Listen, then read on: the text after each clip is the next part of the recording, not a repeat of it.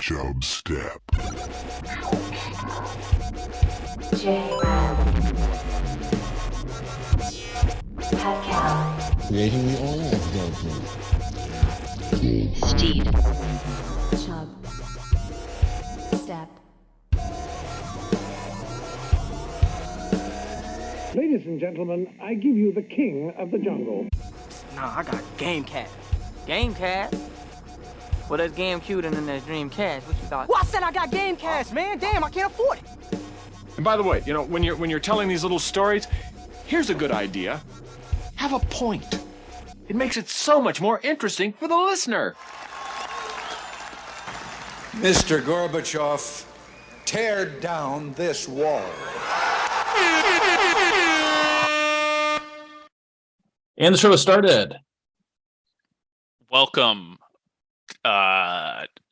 heavy chubbers, to a very special episode. This is special. This is something we had talked about in the past. Steed, it was your idea. I did. Yep, it was. And this is going to bring us the big bucks. We are going to get sponsors, big sponsors, a lot of subs, and Venmos. Even not that Vita Coco is not a big sponsor. Jrad 30, if you want to order Vita Coco, 30% off your coconut water order. Jay did just get a beach house because of that Vita Coco sponsorship. Unfortunately for me, it's code Jrad 30. There's no Steed 30. No, there's not. Steed 30, unfortunately. But it's actually fitting that you said beach house, Steed, because our story today has to do with water. And we are doing a true crime themed Chubstep episode. So this is not going to be a normal Chubstep episode. This is going to be very different. Everybody loves true crime, right? Everybody does. It's the craze, and we're jumping on. Are we? Exactly. We're early, right? We're in the I think we're the first podcast to think of this. So again, yes. It's not going to be an every week thing, but we thought we'd try something different this week. And the reason we were inspired by this story, we're going between a few different stories. One of them we just couldn't find that much information on, and maybe if we can another year, we will. But this one I got. I don't know. Maybe we did more than 1 year. You're right. But yeah, here we go. We're going to take you back to 1961. So everybody knows 1961. Great year, fantastic year. The first American was launched into space. He was a chimp, though. His name was Enos. That's a good name for a chimp, and good job for a chimp. We don't need him down here. Exactly. Get him gone. Much more productive than most chimps are in a zoo. Something like, I'm glad he was up there. Tossing and Turning by Bobby Lewis was at the top of the charts.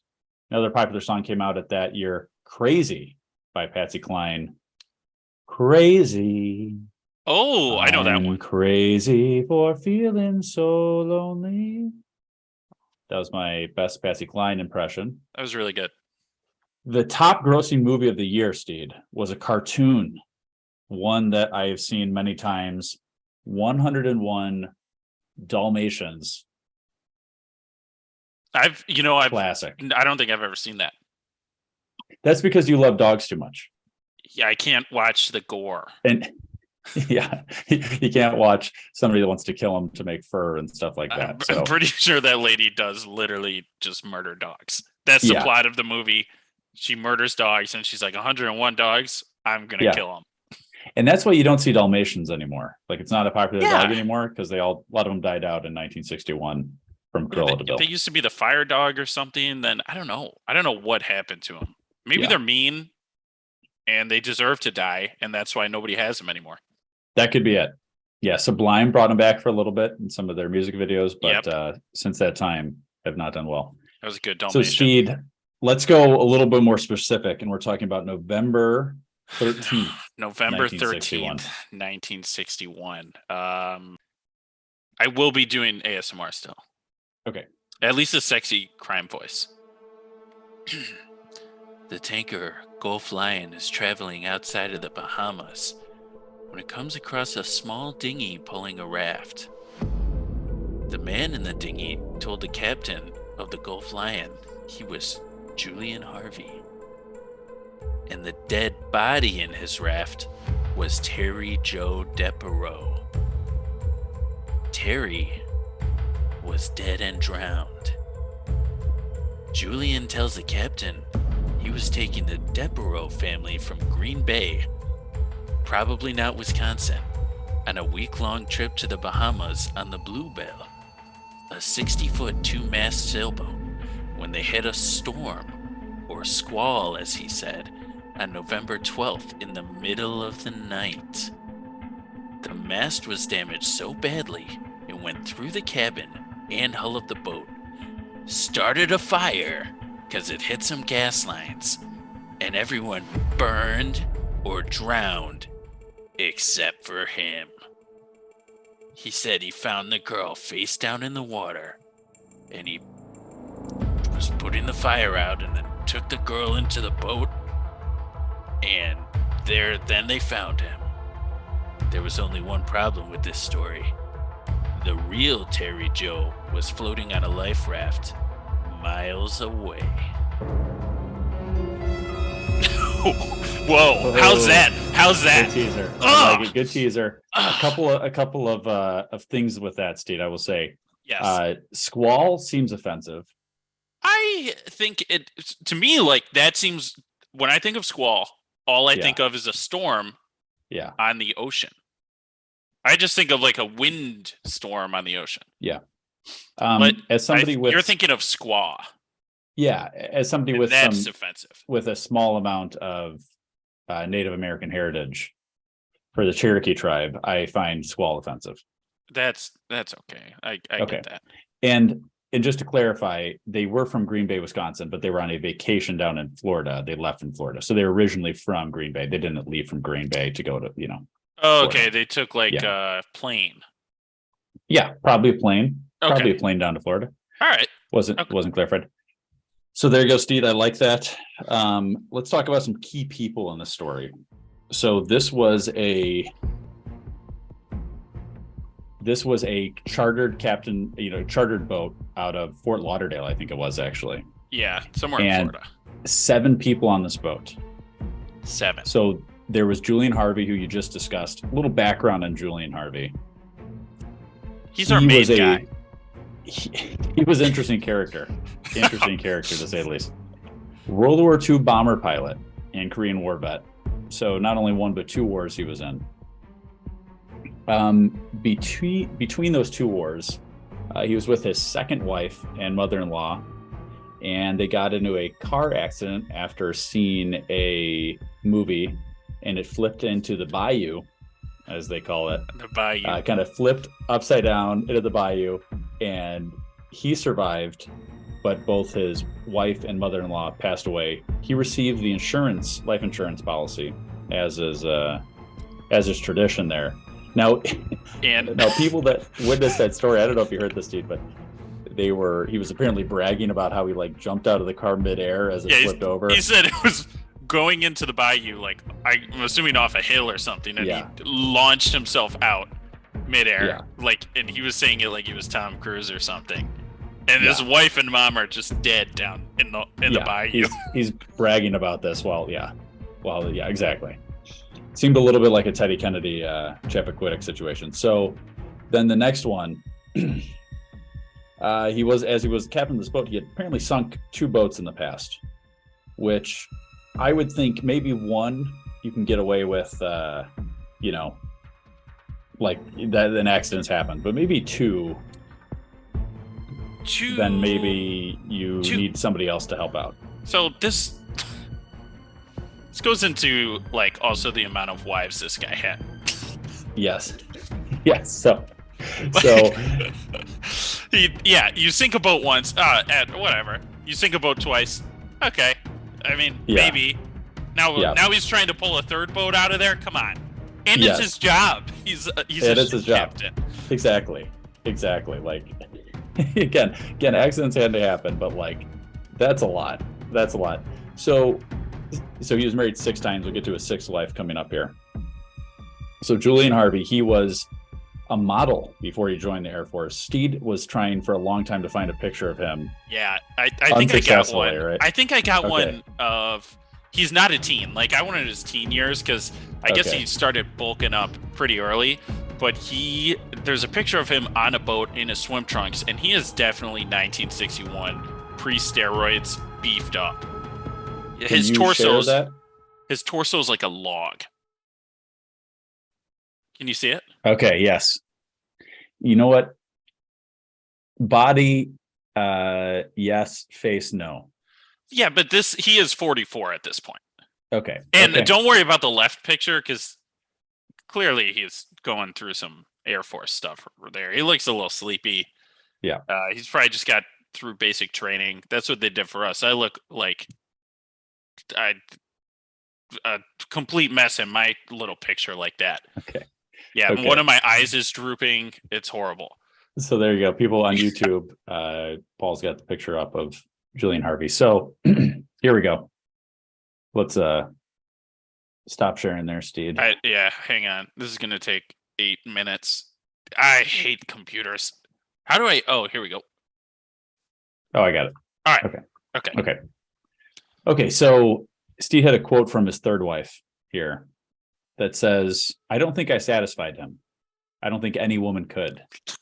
He was worried about himself. He weightlifted a lot. I don't know which number wife I was.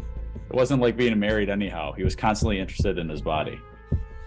I love it so much. He's just getting yoked. That's all. Like, all I want to do. But I know she was probably joking, but like if you legitimately don't know which wife you are, that's a bad sign. Like maybe you don't get married to that person. When you're dating the person and you find out that they've been married, you know, 3 or 4 times before, like I don't know why you think that this one's going to be any different. This is like the boat. 1 divorce, you're like, all right, happens all the time. Yeah. No worries. 2 divorces. Okay. I mean, maybe. Whatever. Maybe. Yeah. 3 divorces, you're like, wow. I mean, but Yeah. maybe you just have a really bad judge of people. Yeah. 4 divorces, you're like, okay, that person's crazy. Like that person is crazy or just maybe really, really unlucky. Yes. 5 divorces, they should be sent to jail, probably. Yes. Now, he wasn't technically divorced 6 times, but yeah, we'll get to that. So, but so next year, it's too many. Yeah, too many. Way too many. And he was only 44. So Yes. you do the math per year, divorce per years. He's running through them. Yes, he's running through these. So that was Julian Harvey. He's the captain of the boat. He was the one that discovered at the beginning. Next is Mary Dean. So Mary Dean is his 6th wife. We don't have much information on her, but she was his 6th wife. Then the Dupereau family. You hate that pronunciation? Just so everybody knows, Jared put a pronunciation for himself. Yeah, it's a ridiculous spelling of this name. But the Dupereau family, it's French. Okay, here we go, Steed. The parents here, Dr. Arthur Dupereau. These are the people that chartered the boat from Julian and his wife. Yeah, correct. From Julian and his wife Mary. Okay, so there is Dr. Arthur Dupereau. His original plan was to do a month-long trip around the world, which I think would be awesome. I think that is like an awesome goal to have. So he's like, okay, to try this out, let's do a week trial run to the Bahamas. He was 44 years old. He was a big sailor in Lake Michigan out of Green Bay, but he's like, let's try something different. That's why they got the bigger boat and the chartered the captain. So they do, week-long trip to Bahamas out of Florida. His wife, Jean, joins him. She's 34. Arthur's 44. Then they have 3 kids. They have Brian Dupereau, who's 14, Terry Joe Dupereau, who is 11, and then Renee, who's 7. All right, Steed. Now, let's get to the day of the supposed accident here. the day of the accident. So all these silly French people. These names are awesome, by the way. Julian, Mary Dean, Terry Jo. Pretty good names. Just wanted to point that out. So the fancy people get on their boat. they're gonna do the week-long cruise. I don't know how many days into the cruise this was. Do you know? This is on the way back. So this is like it's the on the whole way week is back. gone. They're on their way back. Yeah. Okay, so 3 or 4 days in. Everybody, I assume, was having a splendid time. I think it said they made some chicken type dish for dinner and a salad. Little did they know that was the last meal many of them were ever going to eat. If they had, they probably would have requested steak or sushi, possibly. That's just me. So in the middle of the night, Terry Joe was below deck in a cabin, sleeping, and she wakes up. She just hears someone yell, "Help, Daddy, help!" And obviously, if I was a child, I'd get up and snoop around. Oh, yeah. So she goes up the cabin doors into the top deck where I guess everybody else's bedrooms were. And she sees her mom and her brother dead in a pool of their own blood. Then she continues exploring, which is surprising to me because I would have went back downstairs into my cabin still at this age. Or maybe I would have just jumped overboard I would have been a little nervy. But You're maybe in shock at this point. yeah, so she keeps exploring, and she sees Julian, the 44-year-old beefcake, and he's carrying a knife. He's covered in blood, and he just throws her. I guess it says shove downstairs, and I found that too. So it seems to me like he just threw her back down the stairs of the boat. Yeah, she comes up to see what's going on. He pushes her back down. Yeah, he's just like, go downstairs. Yeah. After she just sees her whole family's dead. So she went back, and she's just laying in her room terrified. And then she starts at some point to notice, oh no, wait. Before she notices water, Julian actually goes to her room, and it said he's holding what appeared to be a rifle. Mm-hmm. And that detail on a bunch of sources kept coming up. It's not a rifle would appear to be a rifle. Yeah. And I'm like, let's just say it was a gun. Was it a gun or not a gun? How does it appear to be a gun? 2 feet away. It bugged me. Well, I'm wondering if this appears to be because maybe there was never a bullet being fired that she heard, right? That'd be pretty loud on the boat. You would definitely hear that. So if he had a rifle, it'd be weird to have the rifle and it never gets shot. That is true. So maybe he's just carrying like a large, I don't know. Yeah.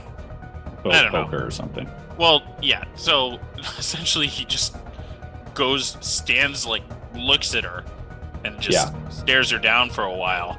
And she's just looking at him, and then he just leaves. Yeah. Creepiest thing ever. He was probably thinking about murdering her. Yes. Water starts coming in. Boat seems to be sinking. So she goes back up to the top deck because her bedroom is now covered in water, filling up with water. And she sees Julian getting the dinghy out, which is like a little small boat, bigger than a life raft, I guess. And she just asked him, "Is the ship sinking?" And he just says, "Yes." Another weird exchange. Yeah. Ship sinking? Yep. And then he throws, he's got the dinghy in the water, and he throws a rope at her, and he said, "Hold this." So it's the rope that's connecting the dinghy to the sinking ship. He says, "Hold this," and she doesn't hold it. It slips, so the boat starts sinking away. And then Julian's like, "Oh crap, the boat I need to be in is slipping away." So he jumps in the water and leaves Terry Joe on the boat. So Terry Joe sees a corkboard raft. I guess it was like a backup life raft, and she unties it and just gets on the corkboard raft, and she's just left alone in the dark. I think it was a storm too. So she's alone in the dark in a storm. Yeah, I saw mixed reviews on that. There was definitely some talks that if there was a storm, it was a light storm. It was calm. They said calm waters. It had the to waters be. were calm. It had to be raining at least. Or how are you pulling off the? It was a storm story. Yeah, and so exactly. So that actually kind of brings us to. So yes, she's stuck in this boat. She's on the raft. He's gone, and we don't know what's going on with everybody else. Yeah. So. And this is actually where you're saying that, Steve. This is why people are. So this next day, when he gets found by the tank liner, when he gets discovered on the dinghy with the raft with the dead body in the back of it, people are like, he's telling everybody the story, right? He's like, hey, this is what happened to me. Anyway, they bring him to the Coast Guard. And a lot of people start questioning him. And obviously he has to tell a lot of the story a lot of times. And they're finding some holes in the story. They're like, well, if this big boat lit on fire in the location you say it did, how come the lighthouse that was fairly nearby never saw fire that night? Back in the days when there were lighthouse keepers. Yeah, exactly. And so they also said, and why didn't he go to the island that was nearby? Like they were apparently fairly close to one of the islands in the Bahamas. And he chose to just drift around at sea instead. Yeah, exactly. Yeah. So then the owner of the boat was like, what are you talking about with this mast breaking? He's like, this was just inspected. Like for that to happen would be he said insane. The mast just cracks in half, and his story was it injured the other two adults on the boat. Like it hurt them, and then the fire broke out, and he barely got the dinghy off, and he tried to save the girl in the water, and that's all he could do. It just all happened so fast in the squall. Exactly. So that they're questioning that, and then they said why he never shot a flare. They had flares on the dinghy that was behind gosh. Yeah, so he could have shot a flare and never shot a flare. Nobody saw a fire. Everybody's dead on this boat. Yeah. So what happens a few days later here, Stu? Yeah. This is 3 days after he's discovered. Yeah, 3 days after he's discovered, the fourth day since the actual sinking of the boat. Yeah.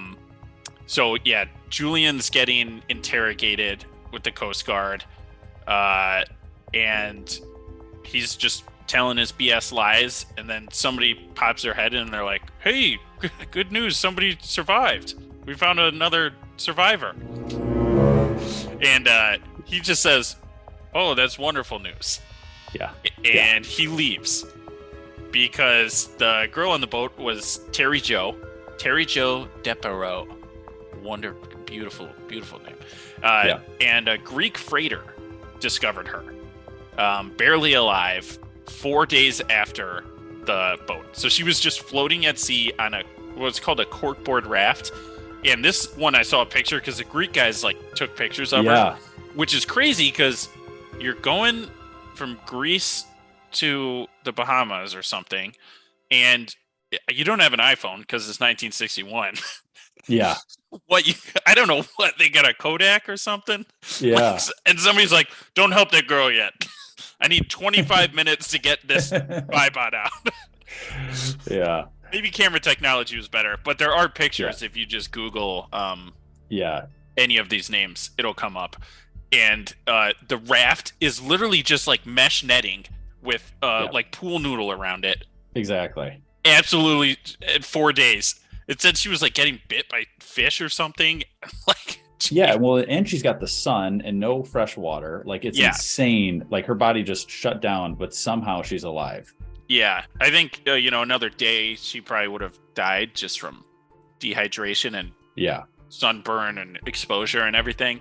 But luckily enough, they found her, and she, I guess, just said her name when they found her, and that was pretty much it. And she passed out. They gave her a little bit of water, and she passed out. So they found little Terry Jo. Yeah.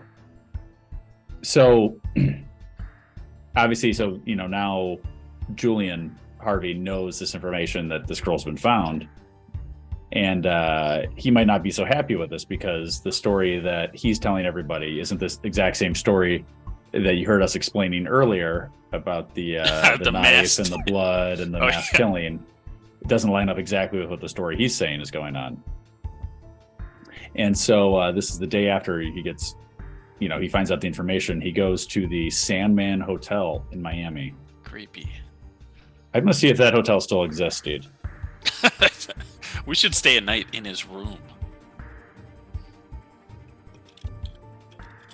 I'm gonna say no way.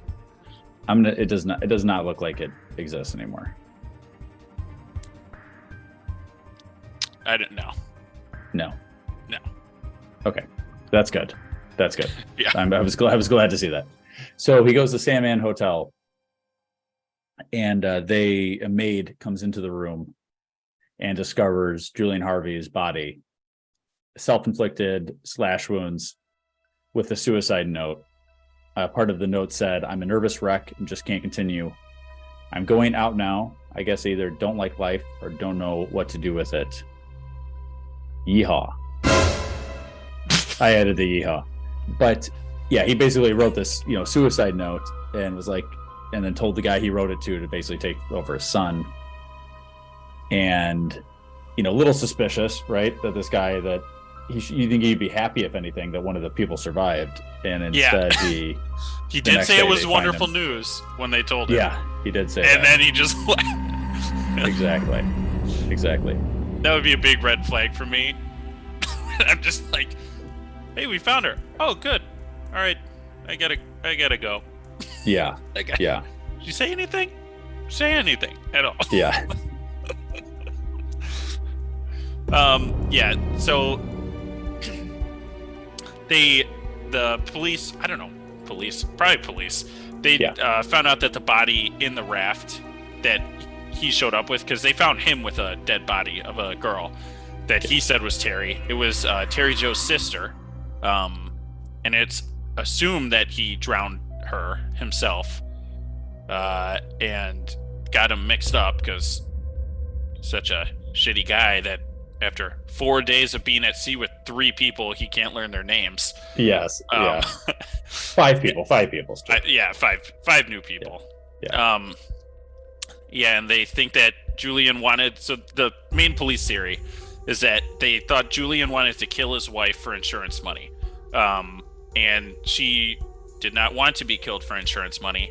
So some type of fight broke out, and he's just an idiot. So he didn't think people would hear him on this boat, and then he had to. The Deperos came in to see what was going on. And then he's like, "Oh, now I gotta kill them." So he kills. Literally just all the Deperos, and then I'm assuming he was going to kill Terry Joe too. Yeah. Because when he threw her this is my rope theory. He threw her the rope and said, "Hold this," to keep it attached so they could be on that boat for longer. Mm-hmm. So I'm assuming he was not ready to fully leave, and he was just planning on whatever, if he was going to drown her or take her or whatever, but he was probably going to kill her, and then the boat started floating away, and he was like, kill her or get on the boat. Kill her, get on the boat. Yeah. And then he gets on the boat. Because, I mean, they're in the middle of the ocean. He figured she'd just drown. Yeah. He maybe could have rowed back. I don't know, but that's my rope theory. But yeah, they think he did it all for insurance money. 20,000 smackaroos in insurance money, which is 200 voice crack. That's a lot of money. $200,000 in today money. Which he had already gotten, I think, like 13,000 in 1961 money for one of his boats, at least. So that's like 100-something thousand. Yeah. Which I mean, I guess you'd have to buy the boat in the beginning, so you'd already be down the money. Yeah. But yeah, he's done that twice, done the other one. So he's probably got, I mean, like close to $400,000 of insurance money he's collected already from murdering his second wife and the other 2 boats. And he was going for maybe one last score onto the 7th wife. Yeah. Who knows? Yeah. Where he would have stopped. Yeah. So Terry Joe made a full recovery. When she was 13, I think she changed her name from Terry to Terry. From Terry to Tere. Little more feminine. Yeah. She's an adult Unique. now. She's an adult now. All right. Yes. I like it. Leave the old me behind in the ocean. I like it. on Yeah, that yeah, boat. yeah. Yeah. And yeah, she made a full recovery. I think she got married. Pretty sure she's still alive. And she ironically worked at the Wisconsin Department of Natural Resources as a water management specialist. Yeah. Apparently the experience at sea was not enough to just she still liked water after that. I don't think I'd go near water too much. Yeah, I think I'd be over boats, and I think people would understand why. Yeah, at least I'm going to be the captain of the boat. Exactly. Like I'm going to be really weird about. And I know exactly. Nobody else touches the steering wheel. No, damn right. I know everybody else. Nobody on the boat, touches the mast, and especially not the Yeah, I see you going for the rowboat. There's going to be some problems. Yeah, yeah. So I kind of mentioned this before, but the big reason I initially found out about this was from the movie Dead Calm, which is one of Billy Zane's first movies. So basically the concept of that movie is Nicole Kidman is married to Sam Neill. So Nicole Kidman, everybody knows. Sam Neill is one of the main guys in Jurassic Park, featuring Jeff Goldblum, but tied to Jeff Goldblum here. So they were married in the movie. She loses a son, and to like kind of escape reality in the world, they are going on a long sailboat trip. So they come across a guy on a little rowboat in the middle of the ocean that starts coming towards them, and it is Billy Zane. Ooh. And Billy Zane is coming from this derelict boat, and he, on this little rowboat, they can kind of see it in the distance. He comes over to them, and he's freaking out. He's like, everybody on my boat died. We need to get out of here, that sort of thing. Sam Neill, while Billy Zane is kind of resting on his boat, Sam Neill goes over to the derelict boat that Billy Zane was initially on, checks out the boat, and finds that maybe the people didn't die of natural causes or botulism or whatever he said it was. Maybe Billy Zane had something to do with their deaths. Oh. And so now they're stuck at sea with this guy who might be crazy. That sounds like a good movie. So it's, Wow. You know what? It's very watchable. It's a little ridiculous. It's a little like, late 80s, early 90s type of feel. Yeah, it needs a remake. Yeah, it needs a remake. But so here's a couple things about that movie. Billy Zane looks hot. Billy Zane looks hot in that movie. Billy Zane. As hot as you think he's as hot or hotter than Julian Harvey? Hotter than Julian Harvey. So obviously Billy Zane is loosely based on that character. So here's some other weird facts of this. Nicole Kidman is 19 at the time of this being filmed. Sam Neill is 39. They're supposed to be married. There's a 20-year age gap, which is a little, it's whatever. Julian Harvey's way more yoked than Billy Zane in this. Okay. Well, Not accurate Billy Zane portrayal. Okay. Billy Zane, I think he is. But anyway, then there's a scene between Billy Zane and Nicole Kidman where he rips her clothes. And that was not that was not supposed to be at the film. He just was like, it just kind of happened as they were filming the scene, and they ripped off part of her pants. Or maybe rips her underwear or something. And that's stayed in the movie, but it was like not initially part of what was so Billy Zane and Nicole Kidman, they get it on in the movie. Well, we'll see. I'm not going to give away all the spoilers of this, but there's definitely some, I will say there's some physical interaction between the two of them. Ooh. For sure. Okay. So that movie Dead Calm, that was loosely based on the story that we just heard. So that's when I was looking through the fun facts, when I saw Dead Calm recently, I saw the story, and that was one of the options we were looking at. So Terry, Tere, in 2010 came out with a book Alone, Orphaned on the Ocean. And so that gives a more detailed version of what you just heard here. Yes, probably much more detailed. Probably much more detailed, since this wasn't that long. But if you want the full story, you can watch that. And or you'd probably read that, but easier than watching the book. Just read the book. I would Get the download an ebook. That's what you can yeah. But yeah, Billy Zane, love Billy Zane. I've met Billy Zane a few times, dude. Name dropping. do. Yeah, I Yeah. get it. I've met Billy. I've met Nicole Kidman. And he has on his Twitter, or it's Instagram or Twitter. I think it's Instagram. If you look at his bio, he says it says not the Mummy, because everybody thinks he looks like the guy Imhotep from the Mummy. It says not the Mummy and Bad on Boats, because some of his two most famous movies are Titanic and Dead Calm, both bad situations on boats. So that's his Instagram bio. Jay, now that you brought up the Mummy, Yeah. just this is a complete sidebar. I gotta mix it up here at the end. Who's our guy in the Mummy? What's his name? Brendan Fraser. Damn it.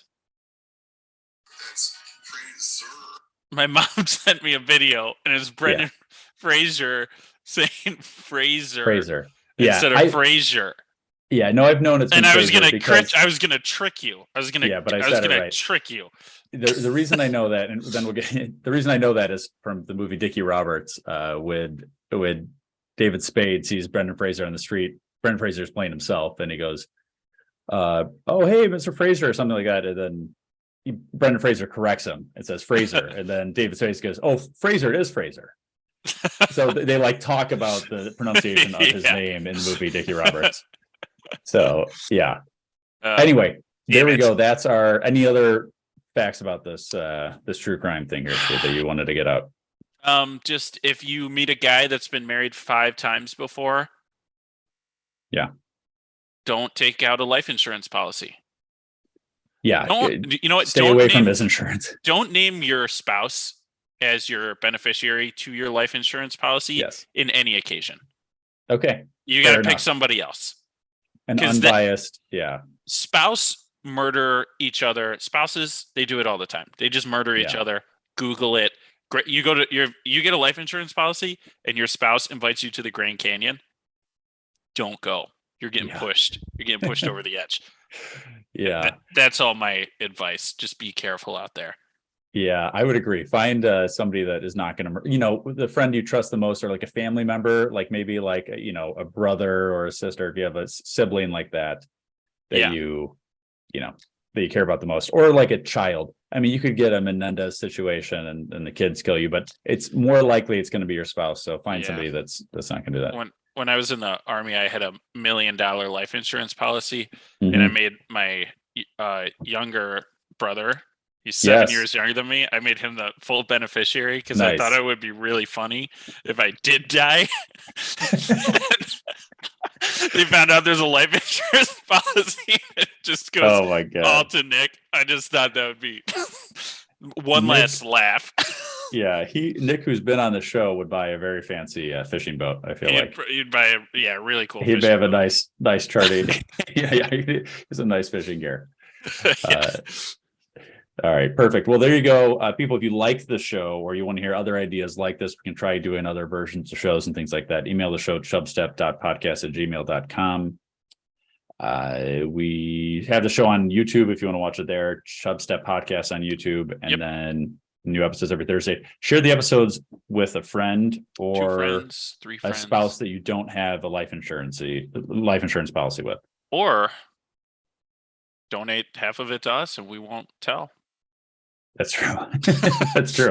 If you want someone to put Chubstep Podcast as a beneficiary, we're also fine with that. Yeah, you get a free subscription to Chubstep if you write us as the beneficiary. Exactly. And a Church of 4 Pillars. I'll get you in. Okay. A lot of people have been getting blood, so. Yeah. Perfect. All right. The show has ended. Be gone. Now you know you got to go. Peace. This is Yasin.